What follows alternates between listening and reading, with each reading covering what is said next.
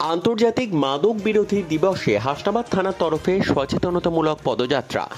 ২৬শে জুন আন্তর্জাতিক মাদক বিরোধী দিবস। এই দিনে এলাকাবাসীকে মাদক সেবন সম্পর্কে সচেতন করতে এবং বেআইনি পাচার রুখতে, নেশামুক্ত সমাজ করতে এক পদযাত্রার আয়োজন করা হয় হাসনাবাদ থানার তরফে।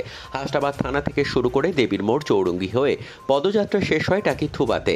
পদযাত্রায় পা মেলান হাসনাবাদ থানার আইসি গোপাল বিশ্বাস সহ পুলিশ আধিকারিক এবং সিভিক ভলেন্টিয়াররা।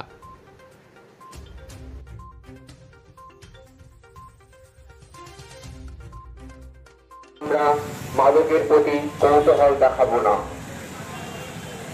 মাদক থেকে আমরা দূরে থাকবো, কারণ মাদক বা ড্রাগ আমাদের হলো মৃত্যুর কারণ। তাই এই ড্রাগের নেশা সর্বনাশ শুধু একজন নয়, এটা হলো মৃত্যু। আর এই ড্রাগের নেশা সর্বনাশ শুধু একজন নয়, আমাদের গোটা সমাজকে